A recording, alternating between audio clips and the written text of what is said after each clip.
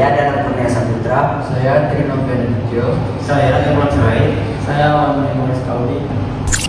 Yang pertama yaitu latar belakangi pembuatan sistem dari manajemen es kristal Raisa. Yang pertama yaitu es kristal Raisa itu masih melakukan pencatatan stoknya secara manual. Ini membuat terjadinya keterlambatan, kesalahan, pencatatan yang tidak akurat, sehingga perbedaan di antara perharinya sering terjadi masalah.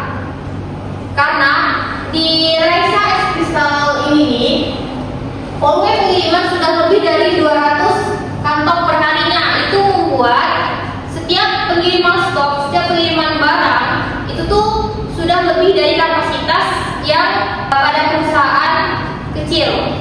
Lalu dibutuhkan sistem digital untuk pengolahan stok serta laporan tiap harinya. Data yang tidak sinkron tadi itu membuat kondisi pencatatan pengiriman itu tidak terorganisir dengan baik. Sulitnya mencari transaksi. Contoh, ketika pencatatan manual, kita harus mencari lembaran per lembaran untuk mencari stok atau pencatatan per harinya. Itu membuat adanya lama pekerjaan. Kalau misalnya kita membuat sistem manajemen secara digital atau secara web, itu bisa memudahkan ketika kita ingin mencari riwayat transaksi per hari atau misalkan per bulan. Resikonya akan semakin minim. Kalau misalkan masih manual, itu resiko selisihnya itu akan sangat banyak. Selanjutnya yaitu ruang lingkup atau skop. Ruang lingkup atau skop ini merupakan ruang yang membahas tentang apa yang kami buat bersama dengan klien kami, yaitu fitur pencatatan produk, yang mana fitur ini merupakan fitur yang dapat menginput data produk pada sistem yang telah kami buat. Selanjutnya stok masuk dan keluar otomatis. Stok masuk dan keluar otomatis ini berfungsi sebagai pemberitahu bahwa ada stok yang telah dipakai dan ada stok yang telah masuk.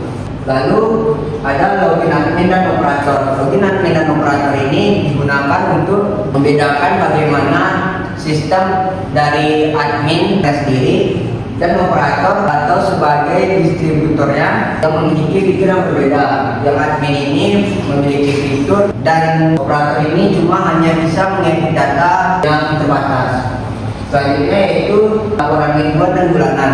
Laporan mingguan dan bulanan ini berisikan tentang laporan barang masuk dan keluar, baik itu secara mingguan ataupun bulanan. Selanjutnya bisa UI, UX dan dashboard. Di sini kami juga menawarkan bagaimana desain dari web yang telah kami kerjakan, baik dari UI, UX ataupun dashboardnya. Selanjutnya yaitu batasan atau hal yang tidak kami buat atau tidak kami sepakati dengan klien kami. Pertama yaitu pembuatan aplikasi mobile. Kami tidak punya aplikasi mobile karena dari kliennya sendiri juga tidak ada bahas mengenai pembuatan aplikasi mobile untuk web ini. Selanjutnya tidak mencakup fitur keuangan atau produksi. Fitur keuangan atau produksi ini berisikan tentang penjualan atau kayak produksi setiap harinya yang tidak kami masukkan ke dalam sistem. Selanjutnya yaitu tidak terintegrasi ke marketplace atau pos. Tidak terintegrasi ini maksudnya tidak terikat antara satu sama lain dengan aplikasi lain seperti Shopee atau Tokopedia dan lainnya. Selanjutnya tidak termasuk kepada pembuatan logo. Pada sistem ini kami juga tidak membuatkan logo yang tidak disepakati dengan klien, namun kami membuatkan logo pribadi dari kami sendiri. Yang terakhir yaitu maintenance hanya 1 bulan setelah launching. Maintenance atau perawatan dari aplikasi ini hanya 1 bulan setelah kami memberikan aplikasi ini kepada klien kami, yaitu Raisa es kristal. Selanjutnya ada analisis dan konsep solusi. Yang pertama itu ada kebutuhan fungsional. Kebutuhan fungsional adalah kebutuhan yang wajib ada di sistem agar sistem dapat berjalan sesuai dengan tujuan. Yang pertama ada manajemen produk yang berisi sebuah data-data yang menampilkan mencakup nama produk, satuan produk, terus dengan keterangannya. Kemudian ada manajemen stok masuk dan keluar, yaitu menyediakan fasilitas pencatatan barang masuk, barang keluar, dan menghitung stok akhir. Kemudian ada manajemen pengiriman. Manajemen pengiriman itu berisi mencatat pengiriman, tanggal berapa, tujuan, dan informasi untuk melakukan pengiriman. Kemudian ada sistem login dan role access. Nah, sistem login ini terbagi atas dua, yaitu ada admin dan operator. Kemudian ada laporan otomatis. Laporan otomatis itu ada yang mingguan dan bulanan. Kemudian lanjut ke kebutuhan non fungsional. Kebutuhan non fungsional ini adalah kebutuhan yang dapat mendukung agar sistem berjalan optimal, stabil, dan aman, dan user friendly. Yang pertama itu mudah digunakan dan responsif, yaitu seperti yang saya bilang tadi, user friendly, agar gampang untuk dipahami. Kemudian ada security, login, dan validasi. Nah, itu untuk validasi setiap melakukan aksi untuk menghapus atau menambah sebuah data pada sistem. Kemudian ada stability, yaitu stabil untuk operasional, yaitu menambahkan jumlah produk, pengguna, atau transaksi tanpa menurunkan performa. Selanjutnya adalah deskripsi solusi. Nah, deskripsi solusi ini ada 5 bagian, yaitu sistem berbasis web untuk menggantikan jalan manual. Jadi sebelumnya Raisa Eskripsal ini mencatat secara manual. Kemudian perhitungan stok otomatis dan real time. Jadi perhitungannya itu secara otomatis dan real time untuk solusinya. Kemudian yang ketiga adalah riwayat pengiriman tersimpan secara digital, jadi tidak manual lagi. Kemudian laporan bisa dibentuk melalui file PDF ataupun Excel. Dan yang terakhir adalah dashboard monitor operasional toko. Kemudian untuk fitur utama pada sistem ini adalah yang pertama mengelola produk. Jadi sistem ini dapat mengelola produk secara baik. Yang kemudian adalah stok masuk dan keluar secara otomatis. Jadi stok ini dapat masuk dan keluar secara otomatis. Kemudian yang ketiga adalah pencatatan pengiriman. Jadi fitur ini dapat mencatat pengiriman. Lalu akses admin dan operator. Kemudian laporan secara otomatis dan dashboard ringkasan stok dan pengiriman secara real time. Rencana teknis dan pelaksanaan. Metodologi pengembangan. Di sini kami menggunakan metodologi Agile. Pertama dan paling penting yaitu support fleksibel. Kita nggak terpaku pada rencana awal yang kaku. Sering berjalannya proyek, kita akan dapat feedback baru dari pengguna. Nah, sistem ini memungkinkan kita untuk berubah dan menyesuaikan diri dengan cepat. Yang kedua itu sprint.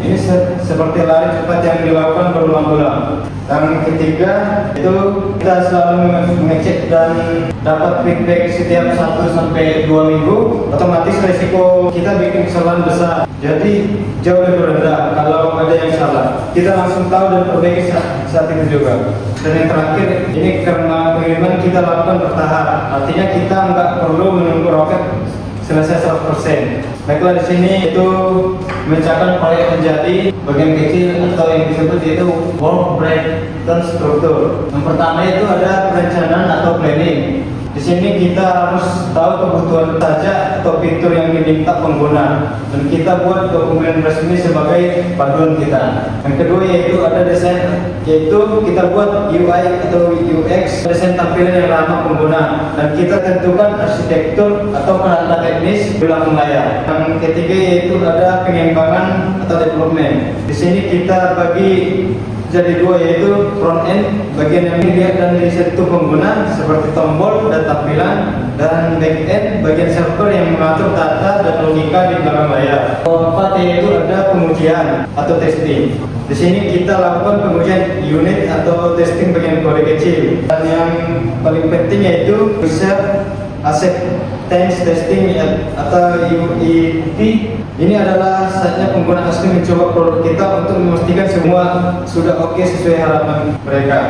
Yang kelima yaitu ada development atau hosting. Di sini kita siapkan hosting atau tempat di mana tempat internet aplikasi kita akan tinggal, dan pastikan aplikasi kita berjalan mulus dan bisa diakses oleh semua orang. Oke, selanjutnya itu kebutuhan sumber daya. Kebutuhan sumber daya ini berperan penting dalam pengembangan sistem. Di sini kebutuhan sumber dayanya itu ada 3. Yang pertama sumber daya manusia, tenaga keras, tenaga guna, yang merupakan sebuah aspek dalam menjamin kelancaran proyek ini. Sumber daya di sini ada 3. Yang pertama itu sumber daya manusia, tenaga keras, dan tenaga guna. Sumber daya manusia ini memiliki berbagai peran yang ada di dalamnya. Yang pertama itu penanggung jawab, yang bertanggung jawab dalam menjalankan proyek ini. Kemudian mengatur komunikasi antar tim. Yang kedua itu mengumpul data, mengumpulkan kebutuhan data yang diinginkan klien, kemudian menganalisa, terus menyusun laporan. Yang ketiga itu front developer, yaitu mengimplementasikan desain UI dan UX-nya, kemudian memastikan sistem responsif dan dapat digunakan. Kemudian developer yaitu membuat logika pada fitur yang digunakan, kemudian menyesuaikan database, mengintegrasikan modul pada sistem terkait satu sama lain. Yang kedua yaitu perangkat keras.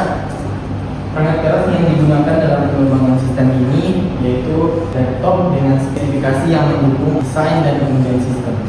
Kemudian perangkat lunak yang digunakan untuk membantu menyelesaikan serta pengembangan sistem ini yaitu untuk dokumentasinya menggunakan Microsoft Word dan Google Docs. Kemudian untuk desain UI dan UX yang menggunakan Figma.